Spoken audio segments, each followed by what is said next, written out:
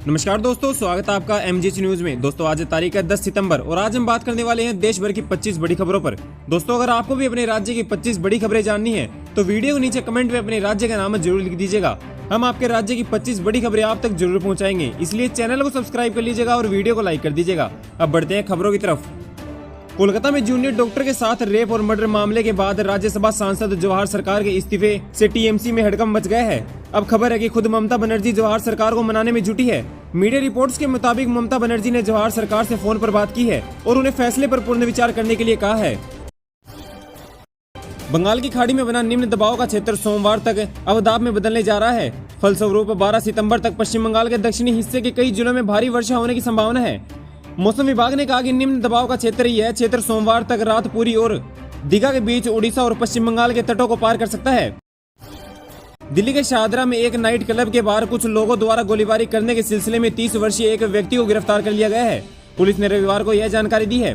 Police ने बताया कि शनिवार रात को इस घटना में कोई घायल नहीं हुआ है। उन्होंने बताया कि 2 आरोपियों की पहचान कर ली गई है और उन्हें पकड़ने का प्रयास जारी है। कांग्रेस ने हरियाणा विधानसभा चुनाव के लिए रविवार को नौसेना उम्मीदवारों की सूची जारी कर दी है, जिसके अनुसार उचाना कला में ब्रजेंद्र सिंह और गुरुग्राम में मोहित ग्रोवर को मैदान में उतारा गया है। इस सूची के साथ कांग्रेस ने 90 सदस्यीय विधानसभा के लिए कुल 41 उम्मीदवारों की घोषणा कर दी है।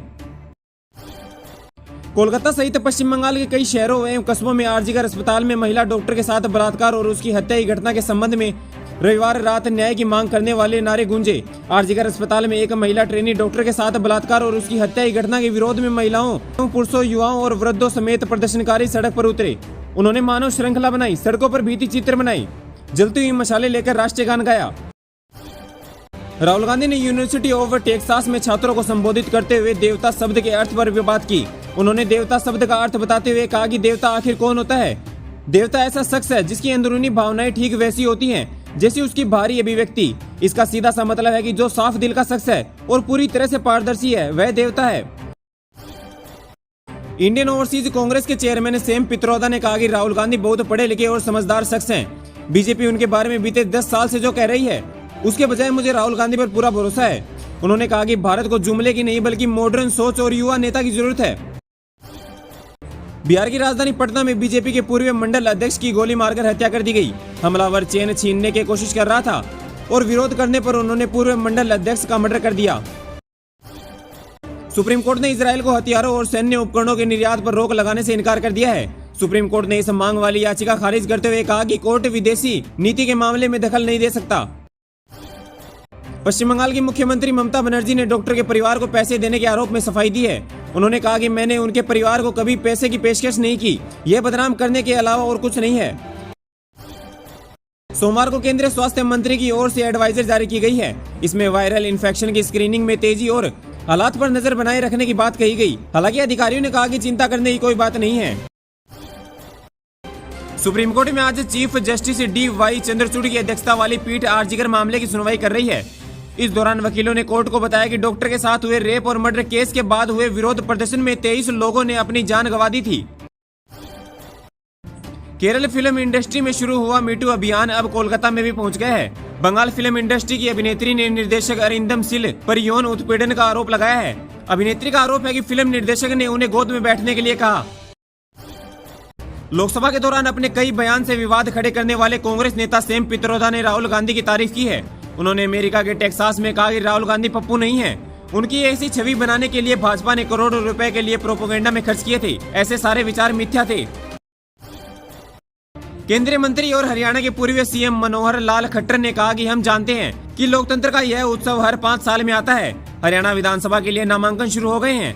हमने अपनी 66 की पहली सूची पेश कर दी है और नामांकन शुरू हो गए हैं। नामांकन के लिए अवसर पर मैंने जो कुछ भी देखा है, मैं कह सकता हूं कि हरियाणा में भारतीय जनता पार्टी की सरकार तीसरी बार सत्ता में आ रही है।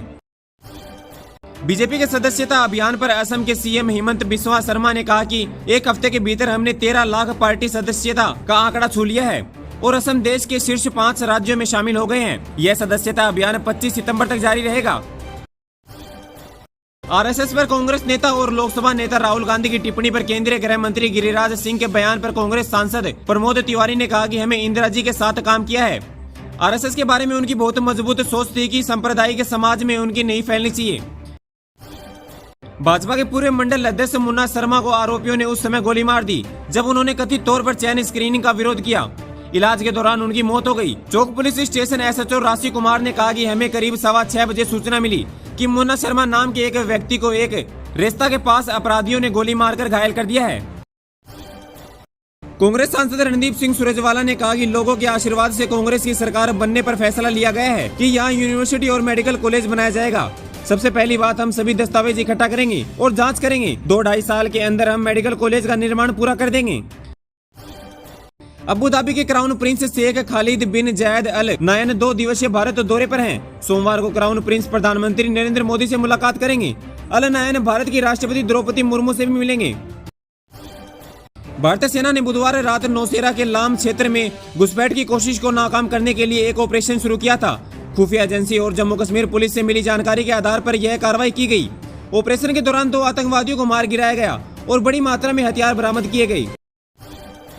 वन विभाग ने सिकंदरपुर गांव में भेड़ियों के अड्डे के पास भेड़ियों की गतिविधियों पर नजर रखने के लिए स्नैप कैमरे लगाए। अभी तक 4 भेड़िए पकड़े जा चुके हैं। 2 भेड़िए बचे हैं जिन्हें पकड़ने के लिए खोज अभियान जारी है। गुवाहाटी में भारतीय प्रौद्योगिकी संस्थान के छात्रावास के एक कमरे में सोमवार को कंप्यूटर विज्ञान का एक छात्र मृत मिला। पुलिस ने यह जानकारी दी है। पुलिस ने बताया कि उत्तर प्रदेश निवासी छात्र का शव ब्रह्मपुत्र छात्रावास के उसके कमरे में मिला। वह कंप्यूटर विज्ञान के 3रे वर्ष का छात्र था। पुलिस के एक अधिकारी ने बताया कि जांच जारी है। दिल्ली वक्फ बोर्ड से जुड़ी मनी लॉन्ड्रिंग केस में आम आदमी पार्टी के विधायक अमानतुल्लाह खान को तगड़ा झटका लगा है। दिल्ली की एक अदालत ने धन संशोधन के मामले में आम आदमी पार्टी अमानतुल्लाह खान को 14 दिन की न्यायिक हिरासत में भेज दिया है। कानपुर में कालिंदा एक्सप्रेस को पलटाने की साजिश में बड़ा खुलासा हुआ है। इस ट्रेन को उखाड़ने की साजिश रची गई थी। पुलिस को घटनास्थल के पास एक मिठाई का डब्बा मिला जिसमें बारूद रखा गया था। पुलिस ने इस डिब्बे को कब्जे में लेकर जांच शुरू कर दी है। यह मिठाई का डब्बा कन्नौज की एक मिठाई स्वीट्स का बताया जा रहा है। दोस्तों, आपको यह खबरें कैसी लगी हमें कमेंट सेक्शन में कमेंट करके जरूर बताइएगा। और अगर आपको वीडियो थोड़ी सी भी अच्छी लगी हो तो वीडियो को लाइक करके चैनल को सब्सक्राइब कर लीजिएगा। मिलते हैं अगले वीडियो में। धन्यवाद।